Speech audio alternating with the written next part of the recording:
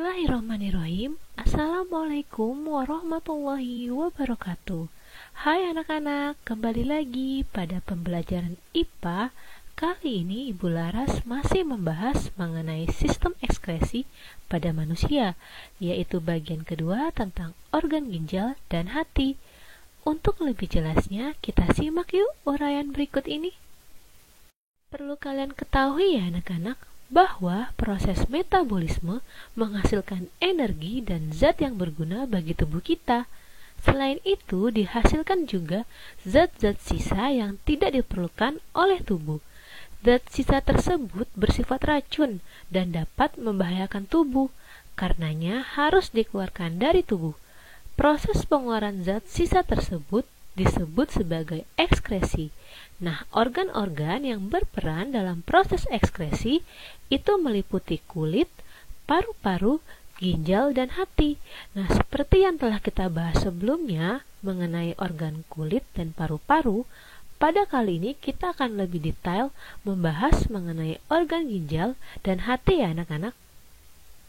Selanjutnya, kita akan membahas mengenai organ-organ penyusun sistem ekskresi pada ginjal. Ginjal merupakan alat ekskresi utama pada manusia. Ginjal manusia berjumlah satu pasang, yang artinya lebih dari satu, berbentuk seperti kacang merah dengan panjang sekitar 10 hingga 15 cm. Beratnya kurang lebih 170 hingga 200 gram ya. Letaknya di dalam rongga perut, berjumlah 2 dan berwarna merah keunguan. Ginjal sebelah kiri lebih tinggi dari ginjal sebelah kanan. Ginjal biasanya memproduksi zat sisa metabolisme yang dikeluarkan dalam bentuk air seni atau urin. Kandungan urin yaitu berupa air, urea, dan garam mineral. Perhatikan gambar berikut ini ya anak-anak. Ini merupakan gambar bentuk ginjal dan posisinya yang ada di dalam tubuh manusia ya anak-anak. Ibu akan gambarkan bagian ini. Ini adalah arteri renalis ya. Kemudian bagian yang kedua adalah vena renalis. Dan yang ketiga ini adalah aorta ya anak-anak. Nah, ginjal posisinya ada di sini. Bisa kalian bayangkan ya bagaimana bentuk ginjal pada tubuh manusia. Kemudian ini disebut sebagai ureter ya. Lalu ini adalah kantung kemih. Dan yang terakhir, bagian ini kita sebut sebagai uretra ya anak-anak. Nah, ini adalah komponen-komponen organ penyusun sistem ekskresi pada ginjal yang ada pada tubuh manusia ya anak-anak. Kemudian kita akan membahas mengenai fungsi utama dari ginjal ya.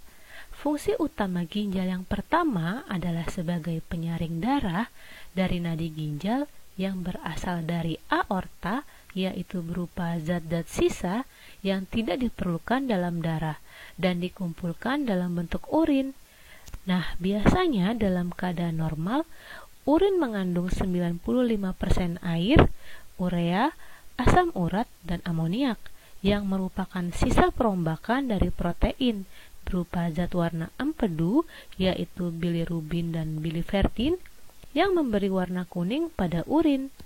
Nah, kemudian fungsi utama ginjal yang kedua adalah menjaga keseimbangan air di dalam tubuh, yaitu jika air berlebihan dalam arti pemasukan air banyak, maka airnya akan dibuang. Kemudian jika pemasukan airnya sedikit, maka pengeluaran air juga dikurangi ya anak-anak. Pasti kalian bertanya-tanya dong, organ-organ apa saja yang menjadi penyusun ginjal? Nah, kita akan bahas satu demi satu ya. Ginjal itu terdiri dari korteks, medula, dan pelvis ya anak-anak. Nah, kita akan bahas tentang korteks yang pertama. Korteks atau biasa disebut sebagai kulit ginjal itu terdiri dari nefron. Nah, pada bagian ini terdapat ratusan ribu badan Malpighi. Nah, badan Malpighi sendiri terdiri atas glomerulus dan kapsula Bowman ya. Apa sih glomerulus?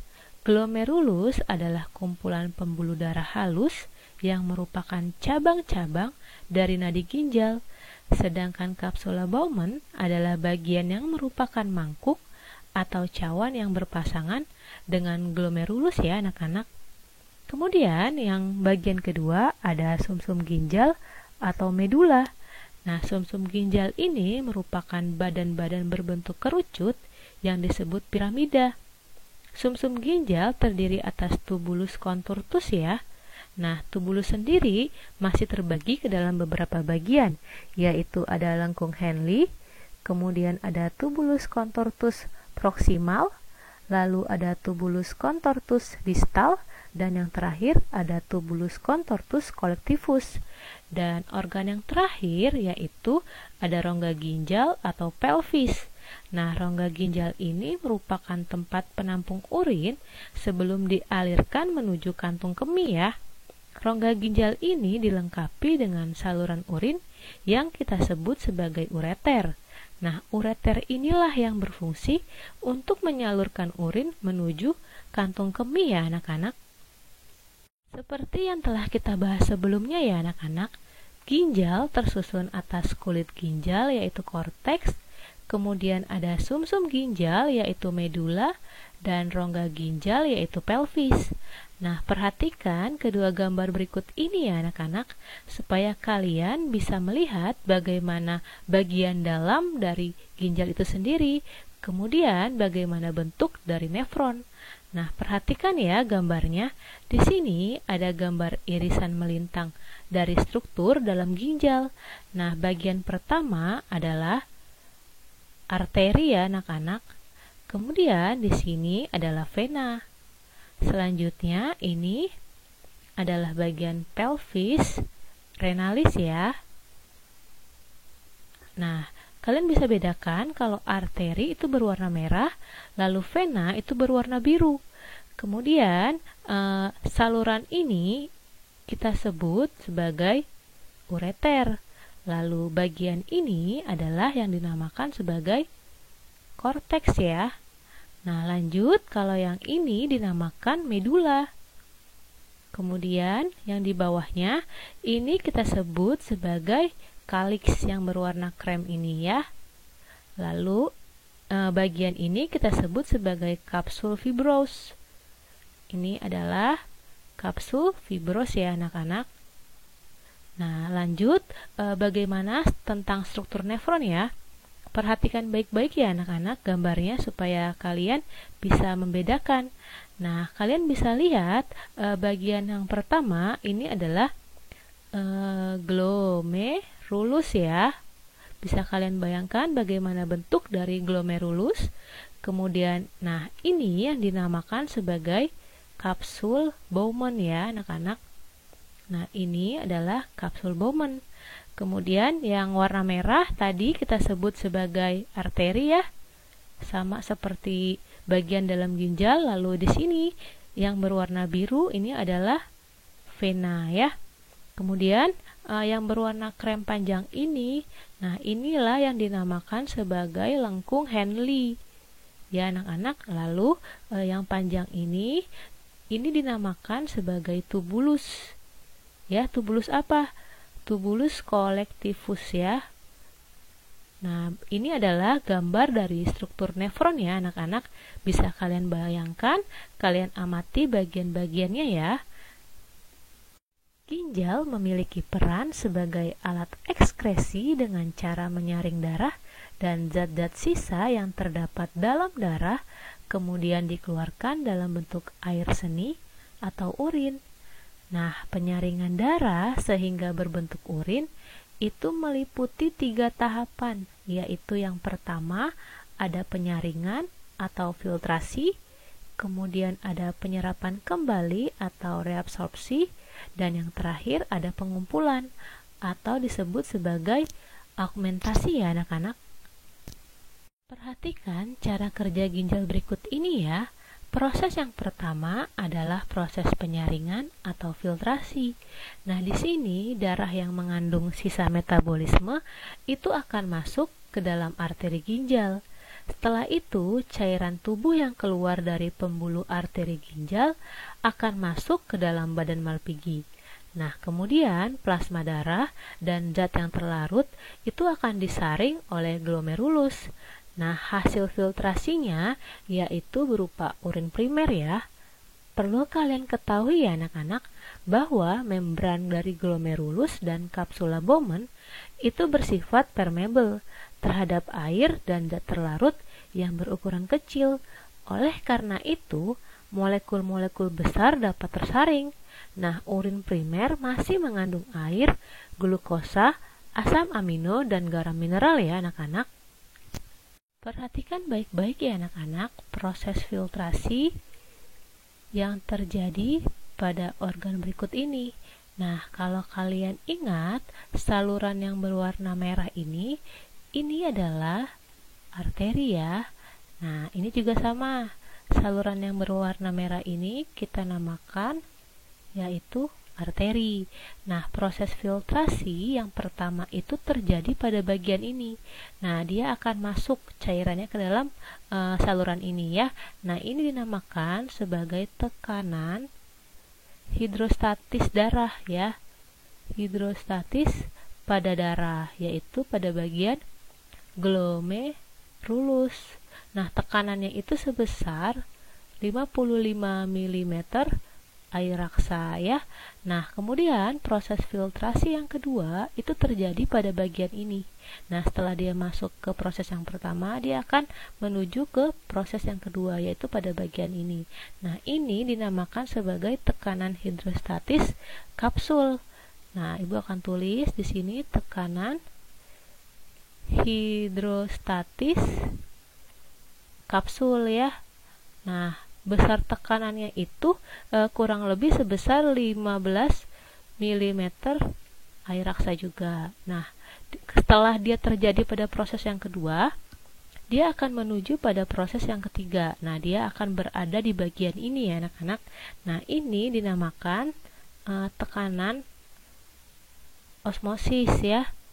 Tekanan osmosis apa? Tekanan osmosis koloid. Koloid pada apa? Yaitu pada darah tentunya ya. Nah, besar tekanan osmosis koloid darah ini yaitu sebesar 30 mm air raksa ya. Nah, kemudian kalau kalian ingat bagian ini dinamakan tubulus ya.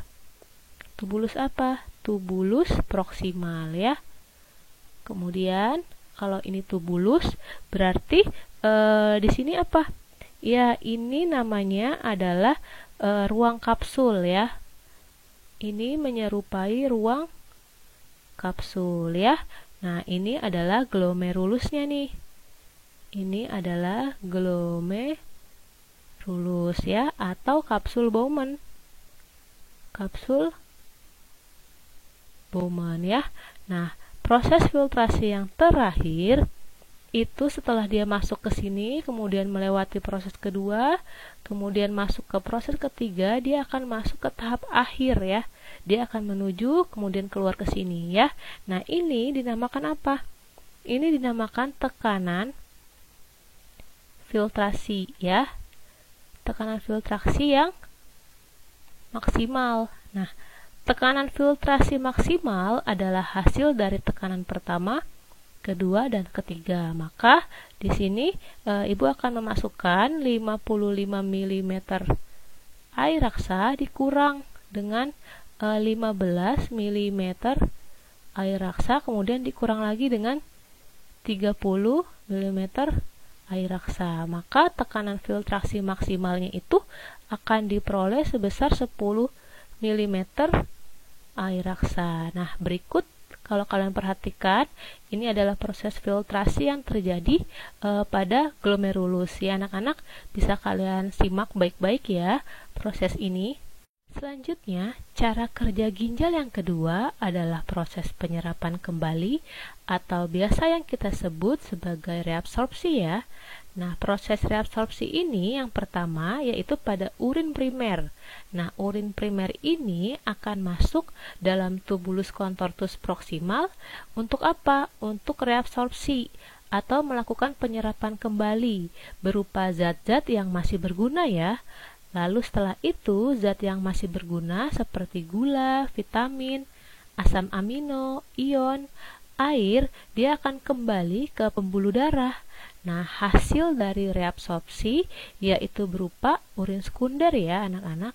Nah, perlu kalian ketahui urin sekunder itu mengandung air, garam, urea, dan pigmen empedu yang memberi warna dan bau pada urin ya.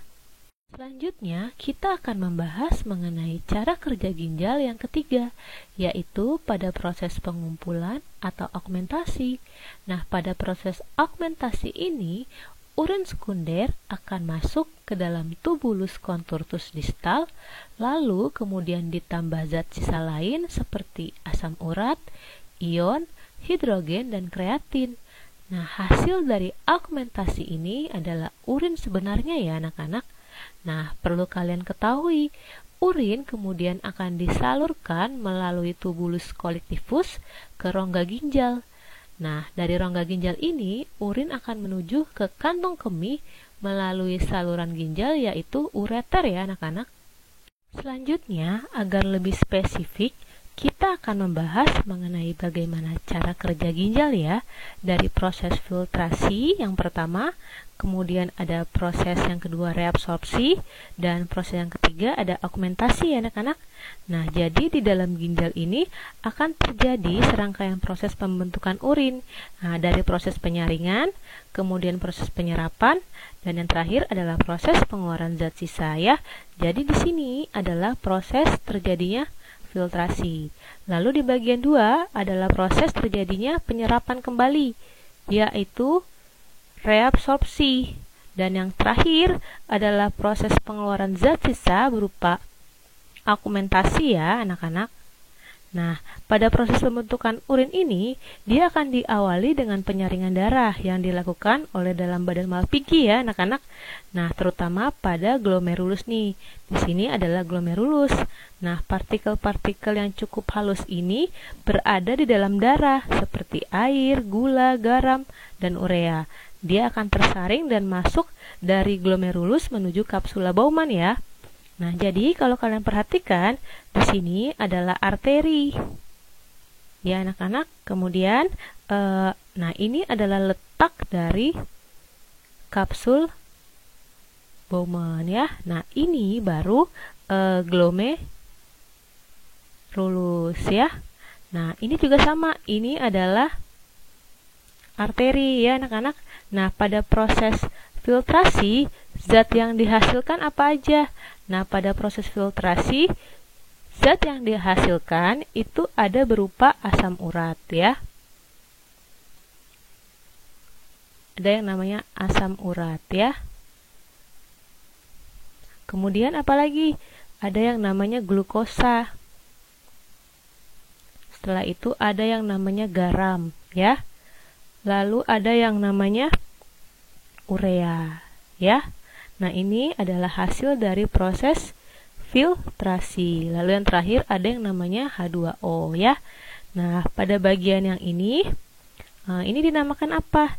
Ya, ini dinamakan tubulus. Tubulus apa? Tubulus contortus ya. Contortus ya. Kemudian yang ini adalah lengkung Henle. Ini adalah lengkung Henle. Nah, lengkung Henle ini posisinya adalah turun ya anak-anak. Kemudian lanjut ke reabsorpsi ya kita. Nah, pada proses reabsorpsi ini zat yang dihasilkan ini adalah berupa H2O ya. Kemudian glukosa. Ya, kemudian apa lagi? Ya, ada yang namanya asam amino ya, anak-anak. Kemudian di sini pada bagian reabsorpsi ini ada yang namanya lengkung Henle. Ya, lengkung Henle. Tapi lengkung Henle-nya posisinya adalah naik ya, anak-anak. Nah, kemudian lanjut yang kedua. Nah, pada bagian reabsorpsi ini juga terjadi pada proses augmentasi, di mana di sini itu dihasilkan atau pada bagian kapiler. Ya, kapiler apa? Kapiler vertibular ya. Ini adalah kapiler vertibular ya. Lalu yang berwarna krem ini adalah tubulus. Tapi ini adalah tubulus kolektivus ya. Kemudian ini yang berwarna biru di sini, ini adalah tubulus juga. Tapi ini adalah tubulus contortus ya, anak-anak. Berbeda dengan tubulus yang ini. Yang ini kolektivus, yang ini contortus ya. Nah, kalau pada proses augmentasi, zat yang dihasilkan ya, nih di sini hasilnya. Pada proses augmentasi, zat yang dihasilkan ini berupa NH4 ya, bisa juga H2O ya. Kemudian apa lagi? Bisa juga garam. Kemudian bisa juga urea ya. Lalu juga bisa amonia ya. Dan yang terakhir juga bisa asam urat ya. Nah, ini adalah proses dari cara kerja ginjal, baik itu dari filtrasi yang berwarna pink. Kalian perhatikan. Lalu yang kedua, yang berwarna krem ini atau keoren-orenan ini adalah proses terjadinya reabsorpsi. Dan yang terakhir yang berwarna biru ini adalah proses dari augmentasi ya anak-anak. Jadi kalian harus ingat, filtrasi adalah penyaringan, kemudian proses reabsorpsi adalah penyerapan kembali, dan yang terakhir augmentasi adalah proses pengeluaran zat sisa ya, yang sudah tidak diperlukan lagi oleh tubuh kita ya. Demikian pembahasan selanjutnya adalah mengenai bagaimana proses pengeluaran urin. Nah, kalian perhatikan diagram berikut ini ya. Di sini urin akan dikumpulkan dalam tubulus contortus distal. Lalu dia akan masuk ke kantung kemih melalui ureter. Nah, akan dilanjutkan jika kantung kemih ini akan penuh, maka dinding kantung kemih akan mengalami tekanan. Nah, setelah itu, otot dari kantung kemih akan meregang dan timbul rasa ingin buang air kecil ya anak-anak. Nah, setelah itu hasilnya urin akan keluar melalui saluran kencing atau uretra. Nah, perlu kalian ketahui bahwa pengeluaran urin itu berkaitan dengan pengeluaran keringat juga, yang juga dipengaruhi oleh cuaca ya. Nah, urin yang dikeluarkan ginjal yaitu sebesar 95% yang terdiri atas air, zat terlarut seperti urea, asam urat, amonia, garam, warna empedu, dan zat yang berlebihan dalam darah seperti vitamin, obat, dan hormon ya anak-anak. Proses pengeluaran urin itu mengandung protein, yang berarti terjadi gangguan atau kerusakan pada glomerulus. Nah, jika urin itu mengandung gula, maka dapat disebabkan oleh kerusakan pada tubulus ginjal. Dan kadar gula yang tinggi akan membuat tubulus ginjal tidak dapat menyerap kembali semua gula yang ada pada filtrat glomerulus. Kemudian dia akan mengakibatkan diabetes mellitus dan diabetes insipidus. Nah, kalau kalian ingat, fungsi ginjal adalah menyaring darah, mengeluarkan sisa metabolisme, membuang zat-zat yang berbahaya bagi tubuh, dan mengatur keseimbangan air, garam yang ada di dalam darah ya anak-anak. Agar kalian lebih mudah dalam memahami tentang proses pembentukan urin, perhatikan diagram berikut ini ya anak-anak. Nah, jadi ini adalah proses pembentukan urin yang dibantu oleh organ-organnya. Nah, bagian yang biru ini adalah nefron. Nah, jadi dari nefron, dia akan melakukan proses pembentukan dari organ yang pertama, yaitu organ yang pertama adalah tubulus proksimal ya anak-anak. Nah, dari tubulus proksimal ini dia akan menuju ke kapsula. Nah, dari kapsula dia akan menuju lagi ke tubulus ginjal dan dia akan masuk ke dalam lengkung Henle. Nah, ini adalah lengkung Henle yang posisinya adalah turun. Lalu setelah dia ke lengkung Henle yang posisinya turun, dia akan menjadi lengkung Henle yang posisinya berubah menjadi naik ya. Setelah itu dia akan menuju ureter. Nah, dari ureter dia akan masuk ke tubulus distal ya. Jadi di sini yang nomor 4 adalah tubulus distal. Nah, setelah dari tubulus distal dia akan masuk ke tubulus pengumpul ya. Nah, dari tubulus pengumpul ini dia akan keluar mana? Dia akan keluar dari tubuh kita ya. Jadi dari seluruh tubuh awalnya dia akan menuju ke arteri renalis, kemudian dari tubulus proksimal dia akan menuju ke kapsula, lalu ke tubulus ginjal, tersebar ke venul, ke vena, lalu masuk ke seluruh tubuh ya anak-anak. Lalu dari tubulus ginjal dia juga akan masuk ke lengkung Henle dengan posisi yang turun. Nah, setelah itu dia melewati lengkung Henle, dia akan masuk ke dalam inti yaitu ginjal, berubah menjadi lengkung Henle yang naik. Nah, setelah itu dia akan menuju ureter ya dan masuk ke tubulus distal dan tubulus pengumpul, lalu keluar dari tubuh kita ya anak-anak. Pembahasan kita selanjutnya adalah mengenai organ-organ penyusun sistem ekskresi pada hati ya. Nah, hati merupakan kelenjar terbesar dalam tubuh yang terletak di dalam rongga perut sebelah kanan di bawah diafragma. Nah, pada orang dewasa normal, beratnya kurang lebih dari 2 kg dan berwarna merah ya. Hati menghasilkan empedu yang memiliki ciri sebagai berikut. Nah, pertama cairannya itu berwarna kehijauan, kemudian rasanya pahit, mengandung kolesterol, pH-nya netral, dan yang terakhir mengandung garam empedu ya anak-anak. Perhatikan gambar hati berikut ini ya anak-anak. Silahkan kalian amati bagaimana bentuk hati yang terletak di dalam tubuh manusia. Kurang lebihnya seperti ini ya anak-anak. Nah, perlu kalian ketahui bahwa empedu yang dihasilkan dalam hati itu akan ditampung di dalam kantung empedu. Kemudian, dia akan berfungsi sebagai pengemulsi lemak pada proses pencernaan. Nah, zat warna empedu pada hati itu disebut sebagai bilirubin dan biliverdin. Kemudian, zat warna tersebut akan diubah menjadi urobilin oleh bakteri usus dan memberi warna pada feses dan urin ya anak-anak. Untuk lebih jelasnya, kita simak yuk gambar berikut ini agar kalian lebih mudah memahami bagian-bagian pada penyusun hati. Nah, pada bagian ini dinamakan sebagai saluran cairan pada empedu ya anak-anak. Kemudian kalau kalian ingat saluran berwarna biru ini dinamakan sebagai vena. Selanjutnya saluran yang berwarna merah ini sudah pasti apa? Ya, ini adalah aorta ya anak-anak. Nah, kemudian di bagian ini dinamakan sebagai lobus kanan.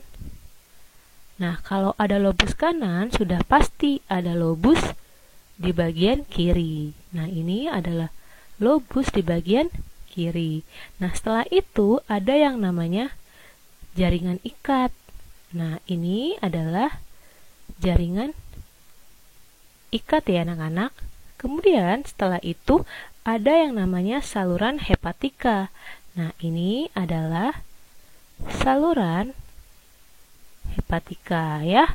Nah, setelah itu kalau ada saluran hepatika sudah pasti ada saluran empedu. Nah, saluran empedu ada pada bagian ini ya anak-anak. Nah, setelah itu kalian tahu dong ini apa? Ya, ini sudah pasti adalah kantung dari empedu itu sendiri ya anak-anak. Dan yang terakhir ini adalah portal dari pena.